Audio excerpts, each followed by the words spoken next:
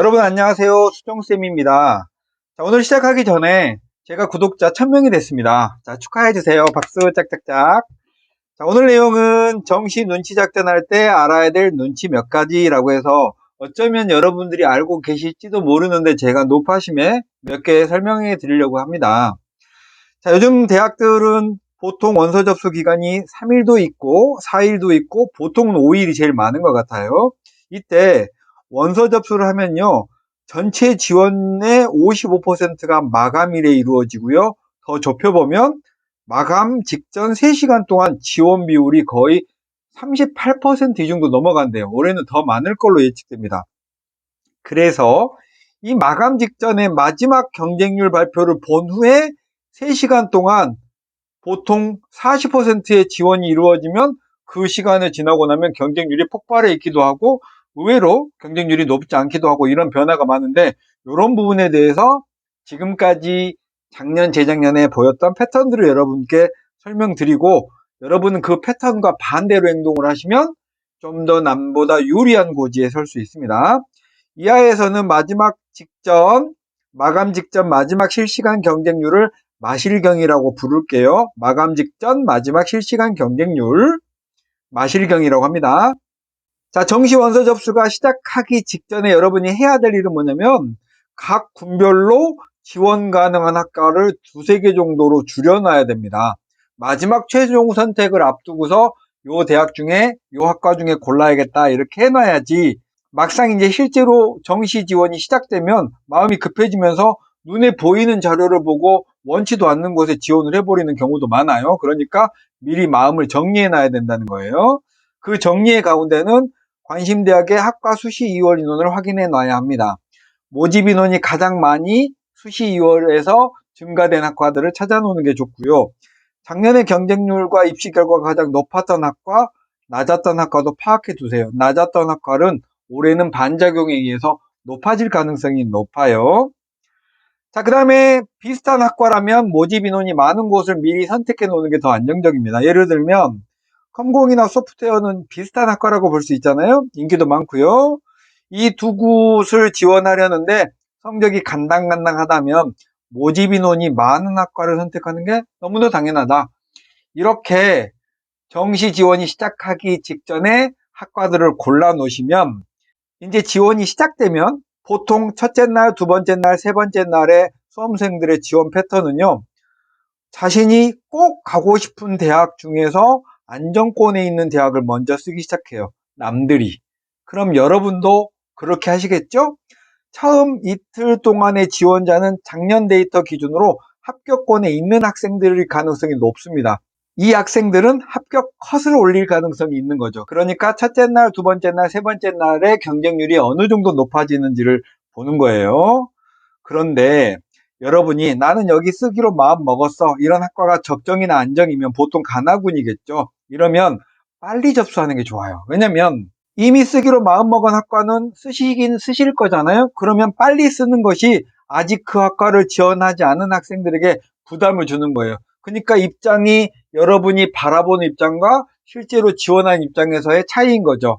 바라본다면 경쟁률이 초기에 높아지는 건 부담일 거고, 이미 썼다면 남들에게 선점 효과를 누릴 수 있는 거예요. 그러니까 지원하기로 마음먹은 학과는 빨리빨리 써버려라 이런 거고요.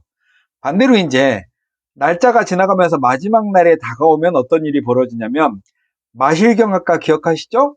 마감 직전 마지막 실시간 경쟁률이 낮은 학과들은 보이지 않는 경쟁률을 발표하지 않은 3시간 동안 거의 대부분 최종 경쟁률이 높습니다. 보통 학생들이 마지막 마실경을 보면서 눈치 작전을 한다고 그게 낮은 학과들은 그 뒤에 3시간 동안 막 지원을 하거든요.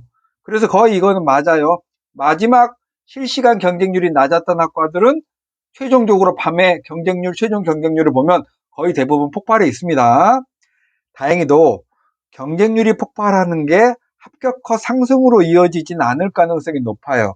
왜냐면 마지막 날까지 눈치를 봤다는 건 자기가 간당간당하거나 좀 모자란 학생인 거잖아요. 죄송합니다. 점수가 좀 모자란 학생이라는 거잖아요. 그러니까 경쟁률이 올라가도 컷을 꼭 올리는 것 같지는 않아요. 자, 그러면 최종적으로 경쟁률이 폭발할 가능성이 있는 학과는 뭐냐면, 수험생 여러분, 반작용이라는 걸 생각해 보시면 쉽습니다. 반작용은 뭐냐면 작년에 낮았으면 올해 높아지고 작년에 높았으면 올해 낮아지는 효과예요. 아주 단순하고 명쾌한 효과죠. 근데 대부분의 수험생들은 그 효과대로 움직이다 보니까 작년에 경쟁률이 낮았던 학과는 올해 높아질 가능성이 높아요. 작년 입결이 재작년에 비해서 낮아졌던 학과는 입결도 높아지면서 경쟁률도 높아질 가능성이 높고요. 올해 마지막 실시간 경쟁률이 낮았던 학과도 높아질 가능성이 높고, 당연히 모집 인원이 적은 학과도 올해는 조금만 경쟁을 해도 경쟁률이 높아지겠죠. 이런 네 곳은 가급적이면 꼭 써야 되겠다 싶지 않으면 피하는 게 좋아요. 이런 반작용에 의해서 이렇게 작년에 뭔가 저조했던 학과나 마지막 실시간 경쟁률이 낮았던 학과는 거의 대부분 폭발합니다. 게다가 비인기학과 있잖아요. 각 대학의 자연계열이면 자연계열의 비인기학과는 대부분 대학의 네임밸류를 얻고 싶은 학생들이 마지막으로 걸치는 학과들이거든요. 이런 하위권 학과, 꼭 그런 건 아닙니다만 건축, 토목, 신학 이런 학과들, 전통적인 학과들은요. 마지막에 마감일의 눈치 작전으로 마지막 순간에 몰리면서, 이렇게 몰린 학과들은 또 약간 합격 컷도 올라간 학과들이에요. 그래서 여러분이 대학의 네임밸류를 꼭 쫓고 싶으시면 입결이 최하위 학과나 경쟁률이 최하위 학과인 작년 그런 학과들을 고르지 마시고 오히려 중상위권 학과를 고르시는 게 오히려 더 나은 결과를 맞을 때가 많아요.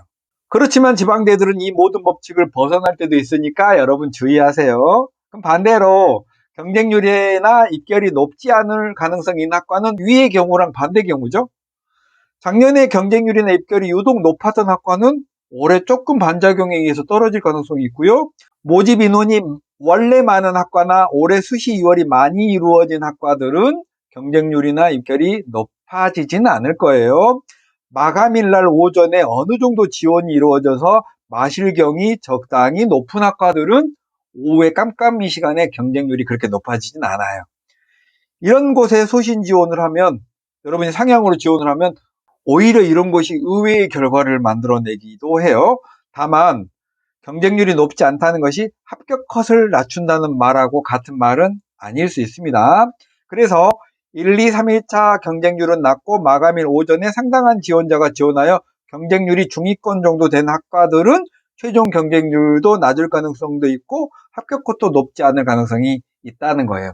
그러니까 여러분이 정시 지원을 할 때는 얼마나 많이 연구하고 탐구하고 미리 조사해 놓느냐가 남들보다 조금 더 나은 결과를 만들어냅니다. 열심히 노력하는 사람이 좋은 결과를 만들죠. 그리고 여러분 마지막으로요. 눈치 작전은 다군에서만 하세요. 간하군은 상대적으로 이런 변화의 폭이 좀 작고요. 합격 컷도 그렇게 많이 흔들리지 않으니까 변동이 많은 다군에서 하시는 게 좋습니다. 다군은 상당한 모험을 하거나요. 적당한 지원 대학이 없어서 버리는 카드로 쓰는 학생들이 많아요. 그래서 추업이 많이 돌죠. 이럴 때 다군에서 만약에 상향을 하고 싶다면 위에 있는 제가 위에 해놓은 그런 것들을 가지고 선택을 하시면 되겠습니다. 자, 정리하면 이렇습니다. 눈치 작전은 가급적 한 개의 군에서만 하는 게 좋다. 그러니까 안정권, 적정권, 소신권 이렇게 나눠서 지원 조합을 갖추는 게 좋다. 다군이면 더욱 좋겠고요. 마지막 실시간 경쟁률이 적당하거나 오히려 높은 게 좋다. 모집 인원이 많은 게 좋고요. 올해 수시 2월로 모집 인원이 많이 늘어나는 곳이 좋다. 어쩌면 뻔한 얘기긴 한데 눈에 보이는 대로 행동하지 말고 딱 한 칸만 반작용을 생각해보면 좋다라는 거죠. 자, 이렇게 마치고요. 여러분 12월 29, 30일쯤에는 각 대학별로 수시 2월 인원하고 또 최종적으로 대학별로 환산해서 컷 지원 가능한 점수에 대해서 제가 조사한 자료들을 가지고 여러분께 설명드리는 시간을 갖겠습니다. 자, 그럼 오늘 내용은 이렇게 마치겠습니다. 감사합니다.